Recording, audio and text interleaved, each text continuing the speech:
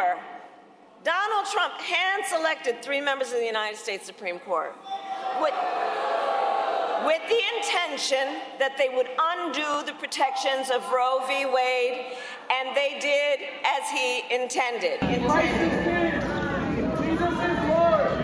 Oh, you guys are at the wrong rally.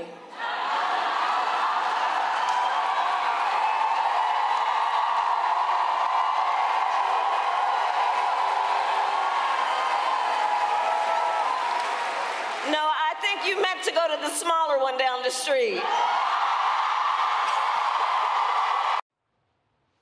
All right, so that moment we brought to you yesterday. Today, we'd like to bring in those students who yelled that out to Kamala Harris. They're 2 pro-life students at the University of Wisconsin-La Crosse, both juniors. Luke Pulaski and Grant Beth join us now. Luke, Grant, thanks for being with us this morning. Luke, I'll start with you. Just take us into that moment. What happened yesterday? We see the video clip. Is there anything more you can tell us about what you guys had to say and what happened afterwards from that video?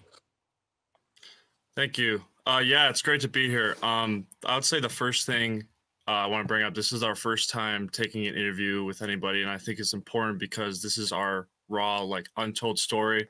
There's a lot that happened off camera that we said at the protest, while we were protesting. And I guess we could start off with after she talked about overturning Roe v. Wade and Donald Trump, I yelled out to the crowd that abortion is the sacrament of Satan. And when I said that, I deeply do believe that as a Christian. And about 10 seconds go by, and that's when the video of my friend Grant and I proclaiming that Christ is Lord and Jesus is King, when we said that.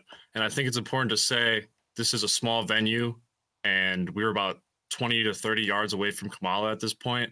There's a lot of controversy that says she wasn't talking to us, or we left, we didn't get kicked out.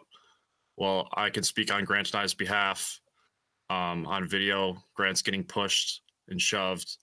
And there's about 5 seconds after or before she tells us to go to the smaller rally down the street, you can see on the video she waves. She was actually waving to me. I took this cross off my neck that I wear, and as we were getting asked to leave, I held it up in the air and waved at her and pointed to her, and she looked directly in the eye, kind of gave me an evil smirk. And yeah, I just want to clear that up and confirm that she 100% was talking to us. And there's other controversy that says we left. We were getting shouted at, pushed, assaulted, screamed at. So we were walking away, but there was about 3 attendees there, volunteers, that kicked us out with badges or whatever they had. And I specifically remember this one man saying, "You were uninvited and unwelcome to this event. You need to leave." And all they did was walk us out the door. They didn't tell us why. No cops escorted us out. No Secret Service. And yeah, that's our story. So where was this event held exactly? This was held in our University of La Crosse's gym. So did you pay tuition to go to the university?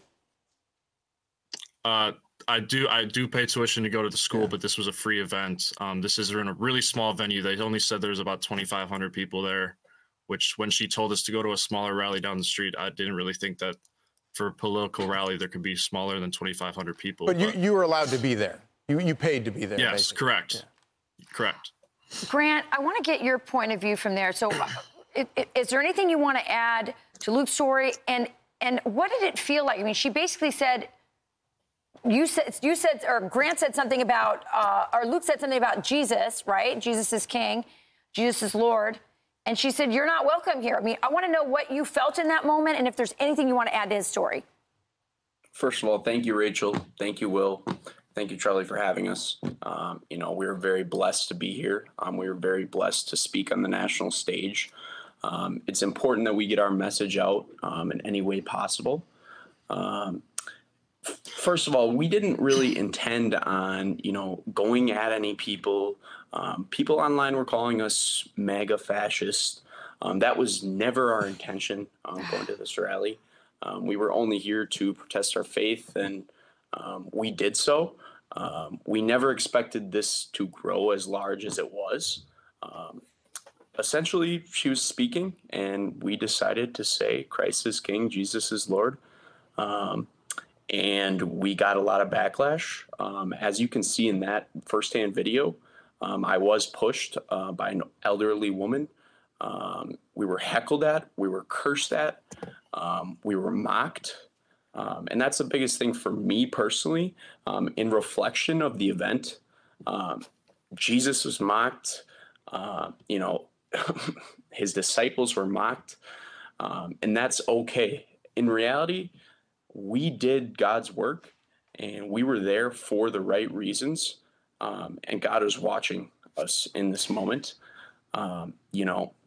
But I do believe that we were sent there by God. And I do believe this timing, you know, 18 days before the election, is imperative for young Americans and first-time voters like myself to understand that this is what you are going to get with a Kamala Harris presidency. You are going to get the Kamala Harris that alienates over 50% of the U.S. population that is Christian. You're going to get the Kamala Harris that skips the Al Smith memorial dinner that no major presidential candidate has skipped since, I believe, Walter Mondale in 1984. Over, you know, now over 40 years ago. I'm a 20-year-old man. That's double my life. So that's a long time for someone not to attend that event. That, along with our experience on this day, it's a good storm for the opposition. And it just proves what type of person Kamala is and what type of leader she will be.